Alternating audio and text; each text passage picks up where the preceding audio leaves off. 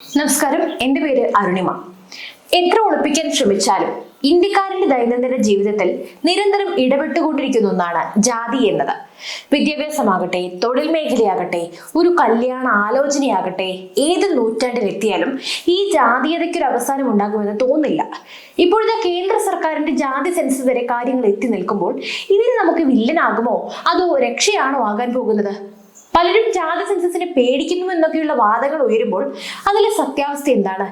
എങ്കിൽ വളരെ കുറഞ്ഞ സമയം കൊണ്ട് ജാതി സെൻസസിന് പിന്നിലെ സത്യം നമുക്കൊന്ന് മനസ്സിലാക്കാം. മാറിക്കൊണ്ടിരിക്കുന്ന ഇന്ത്യൻ രാഷ്ട്രീയ നീക്കങ്ങളിലെ ഒരു പ്രധാനപ്പെട്ട ചുവടുവയ്പ്പാണ് കേന്ദ്ര സർക്കാർ തീരുമാനിച്ച ജാതി സെൻസസ് എന്ന നിർണായക തീരുമാനം. സെൻസസിനൊപ്പം ജാതി കണക്കെടുപ്പ് കൂടി ഉൾപ്പെടുത്താനുള്ള കേന്ദ്ര സർക്കാർ തീരുമാനവും വലിയ മാറ്റങ്ങൾ തന്നെയായിരിക്കും കൊണ്ടുവരിക, അതിൽ യാതൊരു സംശയവുമില്ല. അപ്പോൾ നമ്മുടെ ജാതി സെൻസസ് വളരെ ലളിതമായി പറഞ്ഞാൽ ജാതി തിരിച്ചുള്ള ആളുകളുടെ എണ്ണമാണ്. കേവലം എണ്ണം എന്നതല്ല, ഓരോ ജാതി വിഭാഗങ്ങളും കൈയടക്കിയ അധികാര വിഭാഗങ്ങളുടെ കണക്കെടുപ്പും കൂടിയാണിത്. എന്തിനാണ് ഈ കണക്കിനെ ചിലർ ഭയപ്പെടുന്നത് എന്ന് നിങ്ങൾ ആലോചിച്ചിട്ടുണ്ടോ? ഇതിന്റെ ഉത്തരം വളരെ ലളിതമാണ്. ഈ കണക്കുകൾ ഇന്ത്യൻ യാഥാർത്ഥ്യത്തെയാണ് വെളിപ്പെടുത്താൻ പോകുന്നത്. പിന്നാക്ക സമൂഹങ്ങളുടെ യഥാർത്ഥ അവസ്ഥ എന്താണെന്ന് ഈ സെൻസസിലൂടെ നമുക്ക് മനസ്സിലാക്കാൻ സാധിക്കും. അധികാരങ്ങളും വിഭവങ്ങളും ഒക്കെ ആരാണ് യഥാർത്ഥത്തിൽ കൈവശം വെച്ചിരിക്കുന്നത് എന്നതിന്റെ ആധികാരിക രേഖകളും പുറത്തു വരും. സ്വാതന്ത്ര്യം ലഭിച്ച് 3/4 നൂറ്റാണ്ടായിട്ടും സാമൂഹിക നീതിയുടെ കാര്യത്തിൽ രാജ്യം എവിടെ നിൽക്കുന്നു എന്ന കാര്യം വെളിപ്പെടും.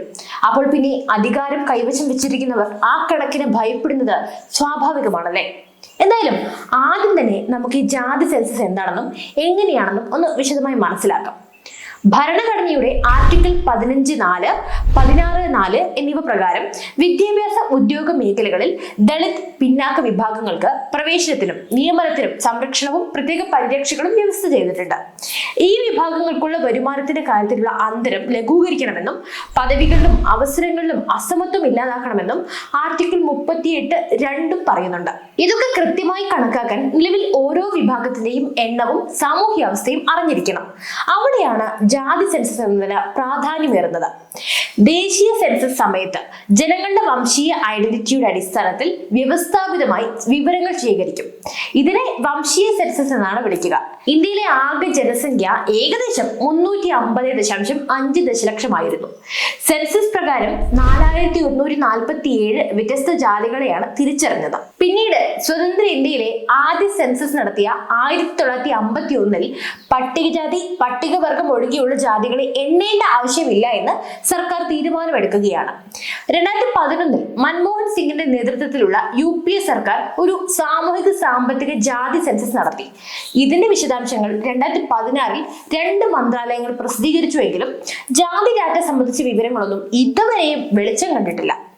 2015 BJP നേതൃത്വത്തിലുള്ള NDA സർക്കാർ നീതി ആയോഗ് വൈസ് ചെയർമാൻ അരവിന്ദ് പനഗാരിയുടെ നേതൃത്വത്തിൽ ഒരു സമിതി ഇതിനു വേണ്ടി രൂപീകരിച്ചിരുന്നു. എന്നാൽ അന്നും കാര്യമായ തീരുമാനങ്ങളൊന്നും നടന്നിരുന്നില്ല. ജാതി സെൻസസ് നടത്തുമ്പോൾ സംവരണ നയത്തിലെ 50% പരിധി പുനഃപരിശോധിക്കേണ്ടി വരും. മണ്ഡൽ കമ്മീഷൻ OBC ജനസംഖ്യ 52% നിശ്ചയിച്ചിട്ടുമുണ്ട്. 2007 NSO പറഞ്ഞത് 41%. 1931 മുതൽ SC/ST വിഭാഗങ്ങൾക്ക് പുറമെയുള്ള ഏതെങ്കിലും ജാതിക്കോ അല്ലെങ്കിൽ വിഭാഗത്തിനോ ജാതി സെൻസസ് നടത്താത്തതിനാൽ കൃത്യമായ ജാതി കണക്കുകൾ അറിവുമില്ല. നിലവിൽ സുപ്രീം കോടതിയുടെ ഒരു പഴയ വിധി പ്രകാരം സർക്കാർ ജോലികളിൽ OBC വിഭാഗത്തിനുള്ള ക്വാട്ട 27% പരിമിതപ്പെടുത്തിയിട്ടുമുണ്ട്.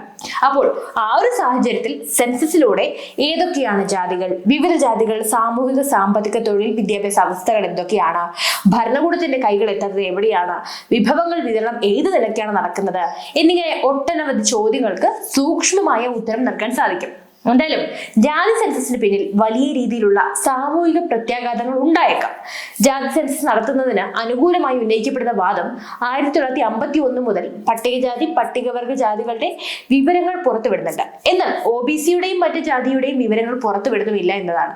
പക്ഷെ മറുവശത്ത് ജനസംഖ്യയുടെ കൃത്യമായ കണക്കുകൾ അറിയുന്നത് അവരുടെ സാമൂഹിക സാമ്പത്തിക വികസനത്തിനുള്ള പദ്ധതികൾ തയ്യാറാക്കുന്നത് എളുപ്പമാക്കുമെന്നും വാദമുണ്ട്. പക്ഷേ പുരോഗതിക്കായും പിന്നോക്കം നിൽക്കുന്നവരുടെ വളർച്ചയ്ക്കായി പദ്ധതി ആവിഷ്കരിക്കാനാണെന്ന് പറയുമ്പോഴും രാജ്യത്തെ ജാതി വിഭജനത്തെ ഇത് വീണ്ടും ഓർമ്മപ്പെടുത്തുകയും അതിന്റെ വ്യാപ്തി കുറഞ്ഞിട്ടൊന്നും ഇല്ലെന്ന് വെളിപ്പെടുത്തുകയും ചെയ്യുന്നുണ്ടെന്ന് പറയാം. അതെ, നല്ല വശവും അതിഭീകരമായ മോശം വശവും ജാതി സെൻസസ് ഈ 2025 ഉയർത്തിപ്പിടിക്കുകയാണ്. ഈ ഒരു അവസരത്തിൽ നമുക്ക് ഇവയുടെ മോശം വശവും നല്ല വശവും ഒന്ന് വ്യക്തമായി തന്നെ മനസ്സിലാക്കി വെക്കാം.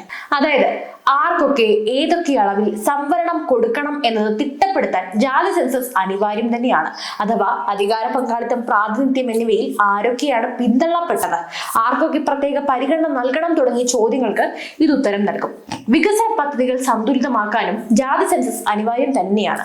നിലവിൽ ലഭ്യമായ ജാതി തിരിച്ച് ഡാറ്റ വിവരങ്ങൾക്ക് 90 വർഷങ്ങളുടെ പഴക്കമാണുള്ളത്. അതേസമയം നിരവധി ക്ഷേമ പരിപാടികൾക്ക് ജാതികളെ അടിസ്ഥാനമായി കണക്കാക്കുന്നു. സാമൂഹികമായും വിദ്യാഭ്യാസപരമായും പിന്നാക്കം നിൽക്കുന്ന ജനവിഭാഗങ്ങൾക്കും മതന്യൂനപക്ഷങ്ങൾക്കും പ്രത്യേക പരിരക്ഷകളും അവകാശങ്ങളും ഇന്ത്യൻ ഭരണഘടന ഉറപ്പു നൽകിയിട്ടുണ്ട്. ഭരണഘടനയുടെ ആർട്ടിക്കിൾ 15(4), 16(4) പ്രകാരം വിദ്യാഭ്യാസ ഉദ്യോഗ മേഖലകളിൽ ദളിത് പിന്നാക്ക വിഭാഗങ്ങൾക്ക് പ്രവേശനത്തിനും നിയമനത്തിനും സംരക്ഷണവും പ്രത്യേക പരിരക്ഷകളും വ്യവസ്ഥ ചെയ്തിട്ടുണ്ട്. ഈ വിഭാഗങ്ങൾക്കുള്ള വരുമാനത്തിന്റെ കാര്യത്തിലുള്ള അന്തരം ലഘൂകരിക്കണമെന്നും പദവികളിലും അവസരങ്ങളിലുമുള്ള അസമത്വം ഇല്ലാതാക്കണമെന്നും ആർട്ടിക്കിൾ 38(2) പറയുന്നു. ഇതൊക്കെ കൃത്യമായി കണക്കാക്കാൻ നിലവിൽ ഓരോ വിഭാഗത്തിന്റെയും എണ്ണവും സാമൂഹ്യ അവസ്ഥയും അറിഞ്ഞിരിക്കണം. ജാതി സെൻസസ് അനിവാര്യമാകുന്നത് അവിടെയാണ്. ഇനി നമുക്ക് എതിർക്കുന്നതിലെ കാരണങ്ങൾ പരിശോധിക്കാം. ജനസംഖ്യയിൽ 25.2% വരുന്ന പട്ടികജാതി പട്ടികവർഗത്തിന് വിദ്യാഭ്യാസപരവും ഉദ്യോഗപരവും നിയമനിർമ്മാണ സഭകളിലെ പ്രാതിനിധ്യപരവുമായുള്ള സംവരണം ഭരണഘടനയുടെ ഖണ്ഡികകളിലൂടെ ഉറപ്പാക്കപ്പെട്ടിരിക്കുന്നു. അതിന്റെ മേൽ തൊട്ടുകളിക്കുക തൽക്കാലം നടപ്പുള്ള കാര്യമല്ല. അങ്ങനെയാണെങ്കിൽ നമുക്ക് ജാതി സെൻസസിന്റെ ചരിത്രം കൂടി ഒന്ന് ചെയ്യാം. ഇന്ത്യയിൽ ലഭ്യമായ ജാതി സെൻസസ് ഡാറ്റ 1931 സെൻസസിലേതാണ്. 1941 ബ്രിട്ടീഷ് കൊളോണിയൽ സർക്കാരിന്റെ അവസാന സെൻസസിൽ ജാതി ഡാറ്റ ശേഖരിച്ചിരുന്നുവെങ്കിലും കണക്കുകൾ പ്രസിദ്ധീകരിച്ചിരുന്നില്ല. സ്വാതന്ത്ര്യത്തിന് ശേഷം സെൻസസ് 1951 കേന്ദ്ര സർക്കാർ പട്ടികജാതി പട്ടികവർഗക്കാരുടെ മാത്രം ജാതി വിവരങ്ങൾ ശേഖരിച്ച് പ്രസിദ്ധീകരിച്ചു. സുപ്രീം കോടതിക്ക് നൽകിയ മറുപടിയിലാണ് നരേന്ദ്രമോദി സർക്കാർ ഇത് പരാമർശിച്ചത്.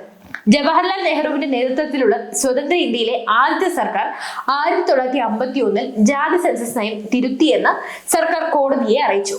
സെൻസസിലെ ജാതി തിരിച്ചുള്ള കണക്കെടുപ്പ് 1951 മുതൽ സെൻസസ് നയം അനുസരിച്ച് ഉപേക്ഷിക്കപ്പെട്ടു. അങ്ങനെ പട്ടികജാതി പട്ടികവർഗങ്ങൾ ഒഴികെയുള്ള ജാതികൾ 1951 മുതൽ ഇതുവരെ ഒരു സെൻസസിലും എണ്ണപ്പെട്ടിട്ടില്ല. എന്നിരുന്നാലും സാമൂഹ്യ സാമ്പത്തിക ജാതി സെൻസസിന്റെ ഭാഗമായി 2011 സെൻസസിൽ ജാതി തീയതി ശേഖരിക്കാൻ മൻമോഹൻ സിംഗ് സർക്കാർ തീരുമാനിച്ചിരുന്നുവെങ്കിലും ഡാറ്റ ഒരിക്കലും പുറത്തുവിട്ടിട്ടില്ല. അപ്പോൾ ജാതി സെൻസസ് എന്താണെന്നും ഇതിന്റെ 2 വശങ്ങളും നിങ്ങൾക്ക് വ്യക്തമായി എന്ന് തന്നെ വിശ്വസിക്കുന്നു. ഇതിനെ സംബന്ധിച്ച് നിങ്ങൾക്ക് എന്താണ് പറയാനുള്ളത് എന്ന് തന്നെയായാലും തീർച്ചയായും കമന്റിൽ കുറിക്കൂ. പുതിയ വീഡിയോയുമായി വീണ്ടും എത്തുവരെ നന്ദി.